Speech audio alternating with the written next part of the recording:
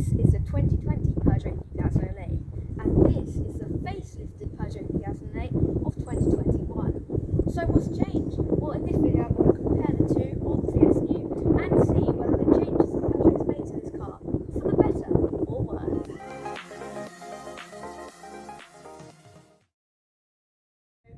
When this one was new, it started from £26,000, whereas this one now starts from £28,000, which isn't that much different.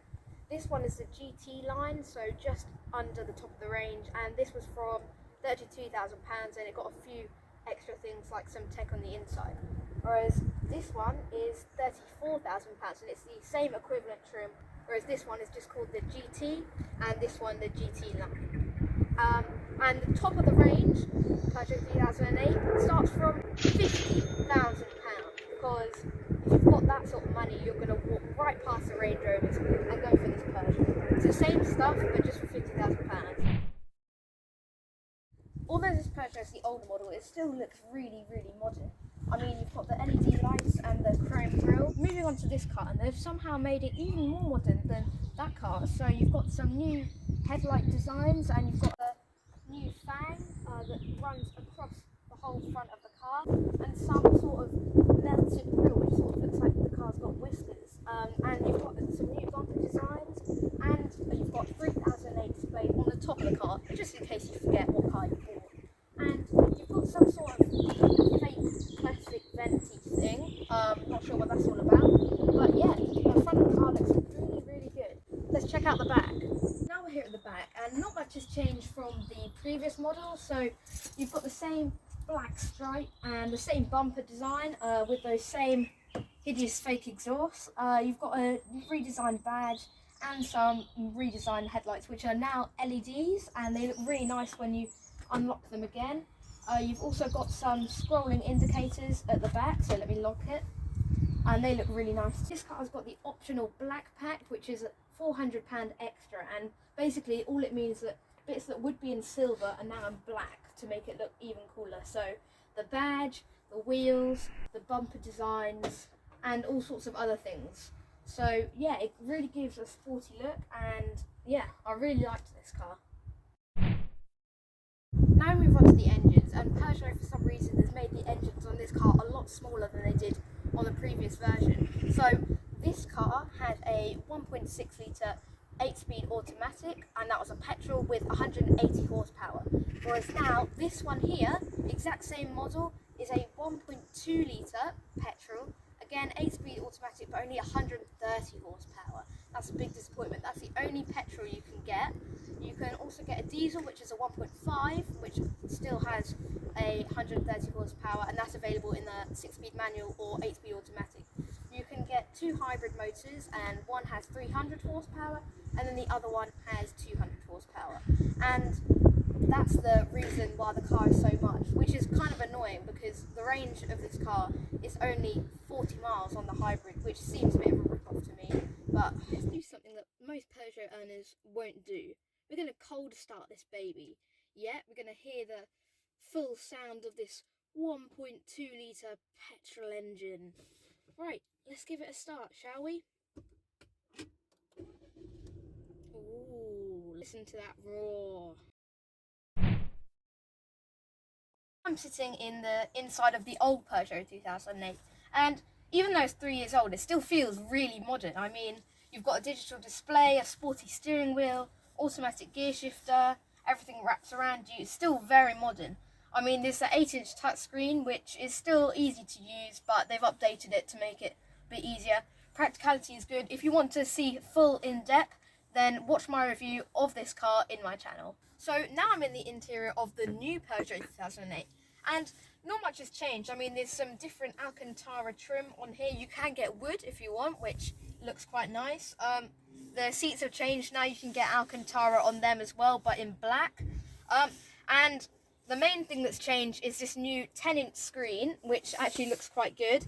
If I start up the car, you can see that it's got some different graphics, and I can use 3 fingers to go home. And let's start off with the navigation. So it's the exact same system as on the old one, but as usual, there is this strip on either side which is really, really annoying. They basically haven't bothered to redesign it so that it could fit the bigger screen. All it says is a temperature, even though you can't change it, which is annoying. But the navigation is really easy to use. It's a bit less laggy on the previous model. You can quickly get to your temperature control to adjust it if you need so. You've got heated seats on both seats. That's not standard, but they're very good seats. You've got drive mode here, which wasn't on the previous model, and you can select different driving modes. This isn't a 4x4, so it will just be nonsense like sand, even though it doesn't control the four wheels. The steering wheel is exactly the same. The digital cockpit is also exactly the same. So the practicality of the car is the same as it was on the old model. So the door bins are good. They can fit a nice sized bottle in, and there's also space for other things like your COVID masks. As usual, the glove box is only half the size, classic Peugeot. There's a space so you can charge your phone down here, and there's lots of space inside there for all of your belongings. But a lot of space inside of this car. So here we are in the back of the Peugeot, and it's the exact same as it was in the old car. It looks a tiny bit shorter knee room, but that's just because the seats are back, so it might be a bit more of a struggle. I'm not really sure, but the only thing that really has changed, you now get 2 USB ports for charging your devices, and obviously the Alcantara on the seats. You also get a focal stereo for if you want to play some tunes, and the door bins are the exact same. If you want to see again more detail, then click on the review in the part of my channel. Lastly, let's take a look at the boot. And now you've got the option on this car that you can wave your foot and the boot will open. So I'll illustrate now.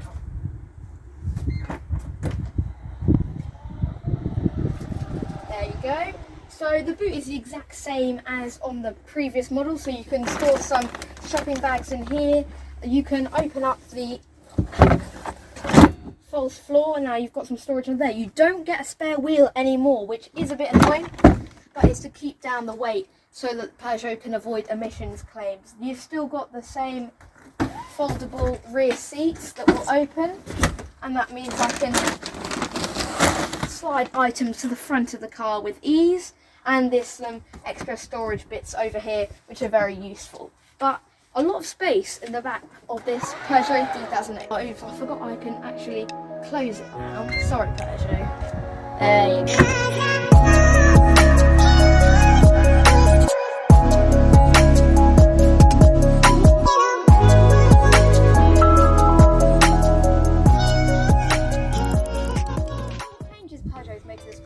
Have been really good. I mean, there's not a lot of changes, but they have made a good effect to keep this car up and running with the modern world.